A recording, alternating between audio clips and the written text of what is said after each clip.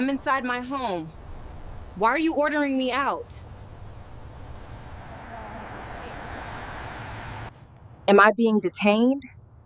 Or am I Ma'am, step free to close outside. my door? Now. She didn't move. I said step outside. The door remained half open. One hand rested against the frame, steady, unhurried. Her voice came level, neither raised nor defensive. Is there a reason you're ordering me out of my home? The officer shifted his weight. The porch light caught the edge of his badge as he straightened. Because you match the description, because I'm asking you to comply, because this doesn't need to get complicated.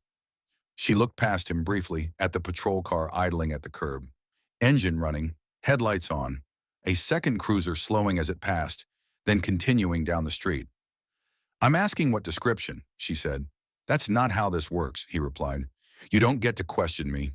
You step outside, we sort it out. A pause, not long, just long enough to be noticed. I'm inside my residence, she said. I haven't been informed of a crime. I haven't been told I'm being detained. So I'm not stepping anywhere.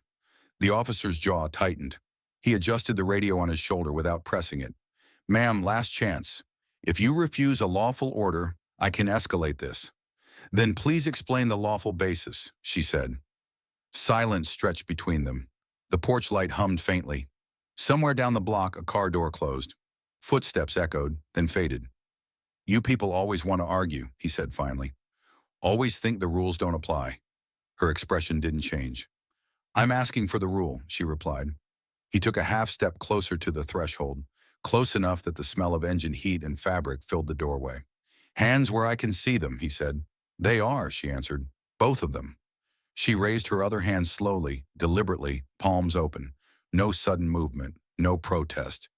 Now step outside, he repeated. She looked directly at him. No, she said. The street was quiet in the way suburban streets often are after 10. Not silent, but settled. Porch lights glowed in steady rows. A sprinkler clicked somewhere behind a fence. The air carried the faint smell of cut grass and cooling asphalt. It was late enough that anyone awake noticed unusual sounds, and early enough that most people still felt entitled to their routines. The officer stood squarely on the porch, feet shoulder-width apart, posture practiced. His uniform was clean. His tone when he spoke carried the cadence of repetition, as if the words had already been used several times tonight. He did not raise his voice. He didn't need to. The badge, the car, the presence did that work for him.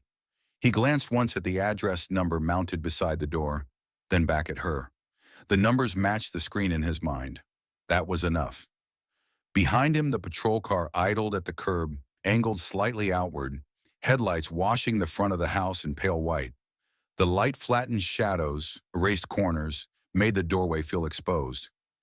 Anyone passing could see the silhouette of a woman standing inside, framed by her own home, facing a uniformed officer who had not been invited in. She remained just inside the threshold, not retreating, not advancing. Her shoulders were relaxed, her breathing even. She wore ordinary clothes, nothing that suggested urgency, nothing that suggested threat. She had not been in the middle of anything dramatic, no phone in her hand, no raised voice from behind her. Just a door opened to an unexpected knock. The officer shifted his stance again, a subtle signal that patience was thinning. We received a call, he said. Someone reported suspicious activity in the area. She nodded once, acknowledging the statement without accepting its weight. And that activity was? She asked. That's not information I need to provide, he replied. What I need is for you to step outside so I can confirm who you are. She looked at the street again, at the empty sidewalk, at the quiet houses, at the car still running. Confirm how, she asked. With identification, he said, with a conversation, with you following instructions. Her eyes returned to his face, calm, focused. I haven't been informed that I'm required to provide ID, she said. I'm on my property. I answered my door. He exhaled through his nose, slow and controlled. Ma'am, this is simple, he said. You cooperate. This ends quickly. And if I don't, she asked. Then it goes another direction, he said. One you probably won't like. There was no threat in his volume. The threat was in the certainty, in how comfortable he seemed with the outcome. She didn't argue. She didn't accuse. She didn't raise her voice. She stayed exactly where she was. "I'm willing to speak with you," she said. "I'm not willing to leave my home without being told why." The radio on his shoulder crackled faintly with distant traffic. Another officer somewhere else. Another routine unfolding. He glanced down the street again, then back to her. "You match the description." "You match the description," he repeated. "What description?" she asked. He paused longer this time. Long enough for the pause itself to say something. "Female," he said. "Dark clothing. In the area." She looked down at herself briefly, then back up. "That describes most people," she said. The officer's mouth tightened. He took out a small notepad, more out of habit than necessity, and pretended to check something. "Look," he said, tone flattening. "I'm not here to debate. I'm here to resolve a call." "So am I," she replied. "I'd like to resolve why an officer is ordering me out of my house without explaining a reason." A neighbor's porch light clicked on 2 houses down. A door opened. Someone stepped outside, then stopped, noticing the patrol car. The officer noticed too. His shoulders squared slightly more. "Last time," he said. "Step outside." The officer waited, eyes fixed on her, as if stillness itself might force movement. When she didn't respond, he spoke again. Slower, each word placed carefully. "You're refusing a lawful order." She didn't answer immediately. She didn't need to. The statement hung there, unsupported, waiting for something to attach to. "I'm asking you to clarify the order," she said, "and the law behind it." He shook his head once, a small gesture of disbelief. "This is exactly what I'm talking about," he said. "You're making this harder than it needs to be." The porch light flickered, then steadied. Somewhere nearby, a dog barked once and went quiet. "I'm standing in my doorway," she said. "I haven't been accused of anything. I haven't been told I'm detained. I'm asking a question." "And I'm telling you to comply," he replied. "Now." She stayed where she was. The officer lifted his radio, pressed the side button, and turned his head slightly away from her. "Yeah," he said into it. "I'm out at the address. Subject refusing to step outside. Still uncooperative." He released the button and looked back at her. "Backup's on the way," he said. "We can do this the easy way or the hard way." "Is there a third option?" she asked. "Where you explain why you're here?" His eyes narrowed, not in anger, but in calculation. The kind that weighs effort against outcome. "Ma'am," he said, "I don't owe you an explanation. I owe the caller one." She nodded slowly. "And the caller said what, exactly?" she asked. "That someone matching your description was seen casing houses," he said. She didn't react. No visible offense. No raised eyebrows. Just a pause. "At this address?" she asked. "In the area," he repeated. She glanced past him again, this time noticing the neighbor now standing fully on their porch, pretending to check their phone while watching. Another light turned on across the street. Curtains shifted. "Do you have a warrant?" she asked. He scoffed softly. "For what?" he said. "For entering my home," she replied, "or ordering me out of it." "I'm not entering," he said. "I'm asking you to step outside." "And if I don't?" she asked again. He didn't answer right away. Instead, he took another half step forward, stopping just short of the threshold, close enough to assert presence, not close enough to cross a line he knew existed. "You can be detained," he said finally. "You can be searched. You can be placed in cuffs while we sort this out."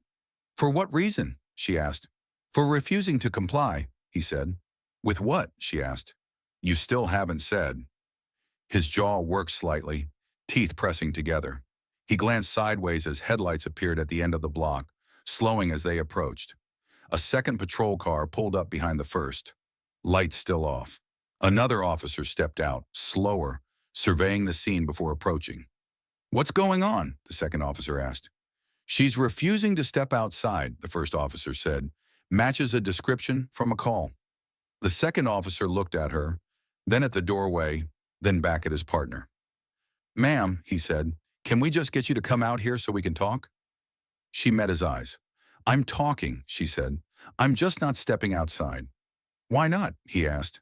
"Because I haven't been told why I need to," she said, "and because I'm inside my home." The second officer nodded slowly as if considering. "Do you have ID on you?" he asked. I do, she said. Can you show it to us? He asked. I can, she replied. But I'm not required to unless I'm being detained. Am I being detained? The first officer answered before his partner could. Yes, he said. You are. She tilted her head slightly. For what specific reason? She asked. For investigation, he said. Of what crime? She asked. The first officer exhaled sharply. Jesus, he muttered. The second officer shifted his weight, glancing back toward the growing cluster of neighbors now more openly watching. Look, the second officer said, lowering his voice slightly. This doesn't need to be a thing. It already is, she said, because I'm being ordered out of my house without explanation. The first officer folded his arms. You know what, he said. At this point, your attitude is the problem. My attitude, she asked. Yes, he said. You're being confrontational. I haven't raised my voice, she said. I haven't insulted you. I've answered every question. That's not cooperation, he said. Cooperation is doing what you're told. A pause settled again. Longer now, thicker. The second officer glanced at the doorway threshold, then at his partner. She hasn't done anything yet, he said quietly. She's refusing a lawful order, the first officer repeated. To do what? The second officer asked. To step outside, the first officer said. Why? The second officer asked. The first officer didn't answer immediately. His eyes flicked briefly to the neighbors, then back to the woman. Because we need to identify her, he said. She's offered to talk, the second officer said. She hasn't tried to leave. That's not the point, the first officer said. The point is control. He caught himself, then corrected. The point is officer safety, he said. Standing in her doorway? The second officer asked. The first officer turned sharply toward him. You want to handle this? He asked. The second officer raised his hand slightly. No, he said. I'm just saying. Another radio crackle, a voice asking for status. The first officer responded curtly, confirming location, requesting a supervisor. The woman remained still throughout. Her hands were still visible, her posture unchanged. Supervisor's coming, the first officer said. Maybe they'll explain it better for you.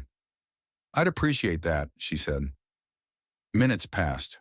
Not many. Enough to be uncomfortable. A third patrol car arrived, then a fourth. Lights still off, but presence unmistakable. Officers stood at varying distances, some closer, some hanging back, all watching the doorway. The sidewalk now had two neighbors openly standing. One held a phone at chest height, screen glowing. Ma'am, one of the newer officers said, can you please just step out here so we can clear this up? I'm willing to clear it up, she said. I'm just not stepping out. Why are you being so difficult? Another officer asked. She looked at him calmly. Because rights don't disappear when they're inconvenient, she said. That drew a reaction. A few shifted uncomfortably. One officer laughed softly, not amused. You always say that, the first officer said, like it's some magic phrase. It's not magic, she said. It's just accurate. A car drove slowly past, the driver craning their neck to look. The scene had grown without anyone acknowledging it. The first officer took a step back, then another addressing the group.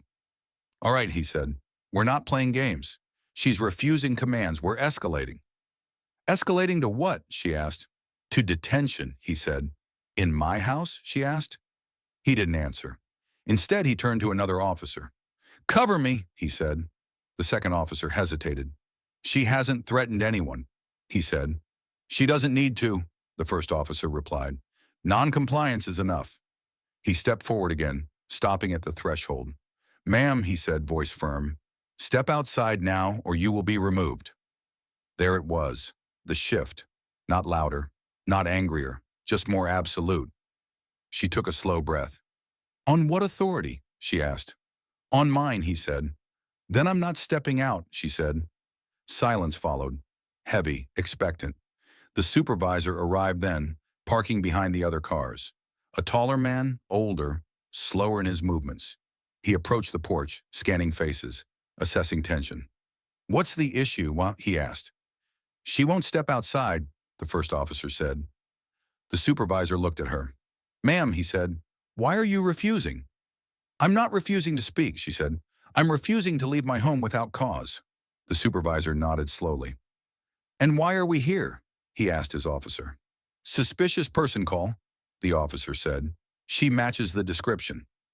The supervisor looked back at her. Do you mind telling me who you are? He asked. She paused, just a beat longer than before. I don't mind, she said, but I'd like to know why it's necessary. The supervisor sighed softly. Because this has gone on long enough, he said. She met his gaze. It's gone on because no one has answered that question, she said. The supervisor glanced around at the gathered officers, the neighbors, the idling cars. Ma'am, he said, please understand. From our perspective, this looks like resistance. And from mine, she said, it looks like an assumption. The supervisor considered that, then spoke carefully. Are you willing to identify yourself? He asked. The supervisor approached the doorway again, stopping well short this time. Ma'am, he said, I'm going to ask you a few questions for documentation purposes only. She nodded. Go ahead. What time did the initial contact occur? He asked. She told him. Did any officer inform you that you were under arrest? He asked. No, she said. Did any officer state a specific crime you were suspected of committing? He asked. No, she said again. The supervisor nodded, writing nothing, memorizing everything. The first officer shook his head, visibly frustrated. This is getting blown out of proportion, he said. We were just doing our job. The supervisor turned to him slowly. No, he said. We were not. That was the moment the humiliation settled in, not as punishment, but as realization. The supervisor spoke into his radio again, requesting internal affairs notification, requesting body camera preservation, requesting call logs. Each request sounded procedural. Each one landed heavily. The neighbors didn't move. Phones were now fully raised. No one spoke. Ma'am, the supervisor said quietly, you're free to close your door. She didn't move immediately. Before I do, she said, I'd like the badge numbers of every officer who addressed me tonight. The supervisor didn't argue. Of course, he said. He turned to the officers one by one, collecting names and numbers. No one resisted. No one joked. No one rolled their eyes. The first officer stared at the ground as his badge number was read aloud. When it was done, the supervisor looked back at her. I'm sorry, he said, not loudly, not ceremonially, just plainly. She acknowledged it with a nod. I'll be following up, she said. I understand, he replied. She closed the door. The sound was soft, final. The officers stood for a moment longer, unsure what to do next. Then slowly, they dispersed. One car pulled away, then another. Radios went quiet. The first officer remained by his vehicle, hands on his hips, staring at the house as if expecting it to reopen. It didn't. The street returned to stillness, but the damage had already been recorded. Consequences did not arrive overnight. They rarely do. They arrive the way systems protect themselves, through paperwork, timelines, and language stripped of emotion. The first notice went out 48 hours later. An internal affairs inquiry, opened quietly, triggered automatically by the supervisor's call and the preservation order on the body camera footage. No press release, no statement, just an email marked routine. The footage was reviewed in sequence: the knock, the command, the refusal, the repetition, the absence of a stated crime. The moment the threshold became a boundary instead of a courtesy. Each frame time-stamped, each word preserved. The incident report written that night did not survive first review. It was returned with comments. Missing justification, inconsistent language, no articulable suspicion documented prior to escalation. The phrase lawful order appeared 6 times, never supported once. A second report was requested, then a third. By the end of the week, the officer who initiated the contact was placed on administrative leave. Paid initially, standard procedure. His firearm was logged, his badge collected temporarily. He was instructed not to discuss the incident with colleagues. He did anyway, quietly, defensively. That didn't help. The supervisor submitted a supplemental memo. Factual, spare. He noted the absence of reasonable suspicion, the failure to de-escalate, the improper use of detention language, and the visible discomfort of officers once witnesses appeared. He did not mention race. He didn't have to. The footage did that work on its own. 2 weeks later, the department's legal division became involved, not because of outrage, but because of exposure. A federal prosecutor had been involved improperly on the wrong side of a door. The city received notice of intent to sue. The filing was clinical. Fourth Amendment violations, unlawful detention, pattern of conduct, failure to train. The dollar amount requested was precise, $12 million. Negotiations reduced it. They always do. The final settlement was $8.4 million, paid without admission of wrongdoing, approved in closed session, covered by insurance and city funds, a line item added to a budget already familiar with such numbers. Policy changes were announced internally, revised guidance on knock-and-talk procedures, mandatory refresher training, new language emphasizing voluntary compliance versus command authority. Slides were updated, attendance was recorded. The first officer was terminated 3 months later. The notice cited conduct unbecoming, procedural violations, and dishonesty in reporting. He appealed. The appeal failed. Criminal charges followed, not immediately, deliberately. Civil rights violations, false statements, abuse of authority. The sentence, handed down after a short trial, was 8 years in federal prison. No theatrics, no speech, just numbers read aloud. Other officers received discipline, suspensions, demotions, letters placed permanently in files that would never be clean again. The supervisor retired early. The department issued a statement expressing regret, not apology. Regret. The street where it began returned to normal. Different cars, different nights, same porch lights. But the footage remained in evidence, in training rooms, in quiet offices where decisions are made. What collapsed was not power in a dramatic sense. It was assumption. It was certainty. It was the belief that procedure, repeated often enough, becomes law. It didn't. And this time, it was documented. What followed revealed that the incident had not broken the system. It had exposed it. The review widened, not by design, but by necessity. Once the footage circulated internally, similar files began to surface, flagged by analysts who recognized the cadence, the phrasing, the same procedural shortcuts repeated across years. Knock-and-talk encounters logged as consensual that were anything but.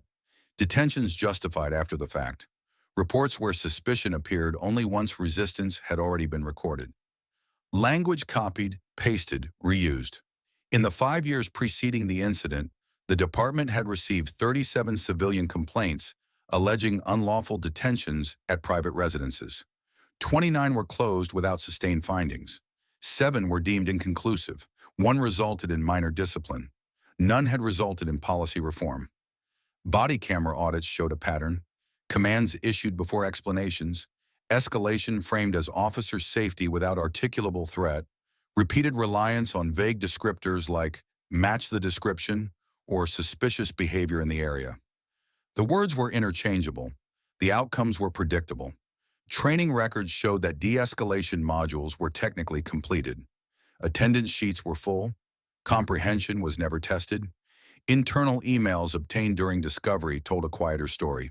Supervisors advising officers to control the scene early. Legal advisors reminding command staff to tighten report language. Complaints framed as perception issues rather than conduct issues. Race was never mentioned directly. It didn't need to be. Demographics did that work. 82% of knock-and-talk complaints involved residents who were not white. 60% occurred after dark. Nearly all began with third-party calls that resulted in no underlying crime. The officer at the center of this case was not an outlier. He had 6 prior complaints, none sustained. In 3, supervisors had noted attitude issues. In 1, a warning memo advised him to work on tone. He was never removed from street duty. The system had seen him. It had documented him, and it had kept him. The settlement agreement required policy revisions, but not admissions. Training increased, but leadership remained largely intact. Oversight expanded, but remained internal. What changed was visibility. Departments in neighboring jurisdictions quietly requested the footage for training, not as a warning, but as instruction. Federal monitors cited the case in reports. Law journals referenced it as precedent. The pattern was no longer abstract. It had a door, a porch, a transcript, and the record showed something unmistakable. The system did not fail all at once. It functioned exactly as designed, until someone with the ability to document it forced it to confront itself. Not through outrage, not through resistance, through procedure. There was nothing unusual about the night itself. No crisis, no emergency, no crime unfolding in real time. What made it consequential was not what happened, but how routinely it happened. An officer knocked. An order was given. Authority assumed compliance would follow. When it didn't, the system responded the only way it knew how, by pressing harder, repeating itself, escalating without reassessment. Not because the situation demanded it, but because the structure rewarded certainty over reflection. The outcome was never about one door or one officer. It was about what occurs when power operates on habit rather than justification.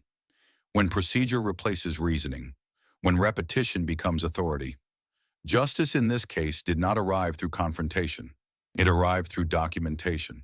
Through recordings The that did not identity argue revealed back. at the midpoint Through did not reports change that what had could not already be occurred. talked over. It only Through a changed system whether the forced system to was read its willing own to words in acknowledge it. sequence. The conduct didn't become unlawful because of who stood behind the door. It had always been unlawful. What changed was the cost of ignoring it. Accountability followed not because of outrage, but because the risk shifted, because exposure became unavoidable, because silence, once preserved on record, could no longer protect those who relied on it.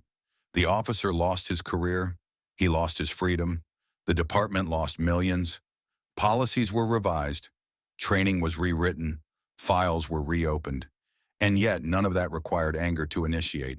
It required patience. It required restraint.